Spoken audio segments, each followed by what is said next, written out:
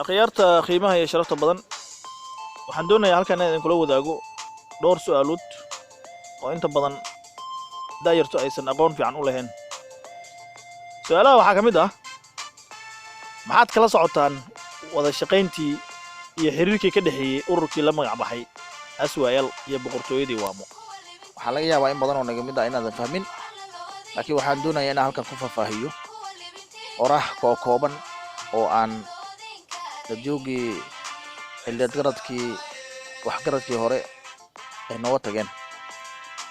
boqortooyadii Waamo iyo dhaqdhaqaaqii daayirta Soomaaliyeed ee Aswael la oran jiray waxay ka sinaayeen kow gumaysi diidnimada iyo xornimo u dirarka, waxaana ka dhaxeeyay xiriir iyo iskaashi. taasi waa taas. guurka oo la hagaajiyo iyo dawlad dhiska wanaagsan maxaa ka dhaxayn karo? waxaa ka dhaxeeyo xiriir qoto dheer oo soo jireen ah, sida aan ka soo xiganay oday ka mid ah oday ka mid ahaan jiray ildheergaradkii hormuudka ka ahaa boqortooyadii Waamo. odaygan sidoo kale wuxuu ka mid ahaa wakiil uga ahaa boqortooyada ku matali jiray boqortooyada dhaqdhaqaaqii Aswael ee deegaamada Waamo. mar uu fariin ugu timid hoggaanka dhaqdhaqaaqa ururka Aswael uu la wadaagayay daayirtii la oran jiray barbaartii loo yaqiinay gaashaanqaadka boqortooyada Waamo, wuxuu fariinta ku gudbiyey si xeeladaysan oo ay dawadhilifyadii aysan fahmi karin. waayo xilligaas waxaa jiray dad dawadhilif ah oo u qaadima gumaystaha oo wixii dhaqdhaqaaq hoose ah oo ay arkaan mise ay dareemaan si hoose uu gudbin jiray gumaystaha. marka si aan loo fahmin fariinna uu u gudbiyo, odayga wuxuu isticmaalay marka xeelad aad u sareysa. xeelad aad u sareysa ayuu isticmaalay. xilli uu ku sugnaa goob xaflad aroos ah ay ka socotay, gaashaanqaadkii soo xaadiray wuxuu kula sheekaystay, wuxuuna ku yidhi gaashaanqaadkii halkaas joogay asagoo ku boorinaya in guurka la hagaajiyo. xeelad ayay ahayd, siyaasad marka ayaga u gaar ahna way ahayd oo isla fahmayeen. wuxuu yidhaahday carruurtaada aabbo iyo hooyo wanaagsan, aabbo ama hooyo wanaagsan u dooro. asagoo marka sheekadaas wada ayaa wuxuu yidhi, ogaada ragga xaaska wanaagsan hela guryahooda laga gartaa.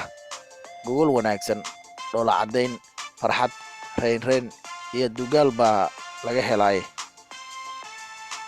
xilliyada ay dhaxantu ba'an jirto iyo qabowga daran, gaaridu dabkeeda la kulaaxaa oo dugsi iyo diirasho ayaa laga helaa. asagoo markaas ku dhiirigelinaya dhalinyarada in gaaridu ay aad u fiican tahay, ayuu inta badan uu soo qaatay waxyaaba markaas ay gaaridu caan ku tahay. wuxuu markii ka sheekeeyey dabka ay gaaridu shido inuu macaan yahay oo diirsi laga helo iyo dugaal intaba. asagoo ka hadlaya wuxuu yidhi marka dabku waa uu macaan yahay haddii ay gaari leedahay. daayartii meeshii joogtay ee gaashaanqaadka boqortooyada Waame mid ka mid ah ayaa su'aal wuxuu weydiiyey, adeer dabka la kulaaxo ma macaan yahay? wuxuu ku jawaabay, waa hadday gaari leedahay. su'aalo ayaa meelaha uga soo dhacay. wilishii waxay yidhaahdeen, adeer gaaridu may fiican tahay, waa hadday carruur leedahay ayuu ku jawaabay. su'aalay sii weydiiyeen waxay yidhaahdeen, carruurtu may fiican yihiin? wuxuu ku jawaabay, hadday qabiil leeyihiin. su-aashii weli way sii wadeen oo waxay yidhaahdeen, qabiilku ma uu wanaagsan yahay? waa hadduu hoggaan leeyahay. su-aashii weli way sii weydiiyeen waxay yidhaahdeen, hoggaanku ma fiican yahay? wuxuu ku jawaabay, hadduu cadaalad yahay.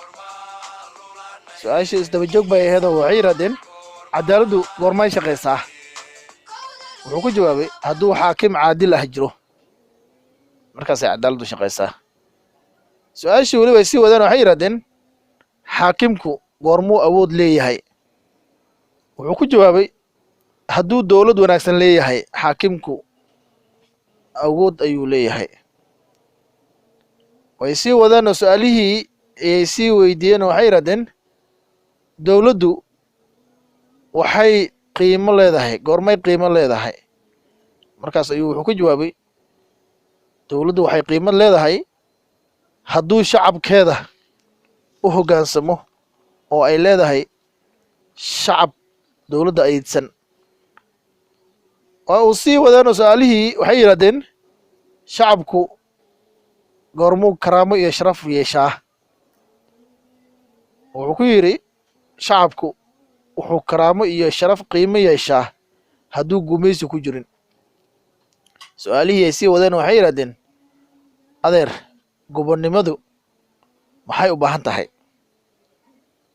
markaasuu wuxuu yidhahday si aad u gaarto gobonnimadu waxay u baahan tahay dhiigga halyeyga inuu u shubo oo uu u daato ogaawse gobonnimadu waa geed ku baxo dhiigga halyeeyada ee gobonnimo udirirka ah sidaas ayuu yidhahday meeshaa marka waxaa ka cad in uu dhalinyaradii uu u ifinayay in gumaystaha xilligaas meesha haystay uusan ahayn wax fiican si ay isaga dulqaadaanna wuxuu yidhaahday gobonnimo udirir waa inuu soo baxo oo halyey dhiiggiisa u daataa si gobonnimo loo helo oo wanaag loo gaaro marka akhyaara intaas ayaan kusoo koobayaa waxaan leeyahay wanaaggu wuxuu ku jiraa waa anagoo isu tashanaa insha allah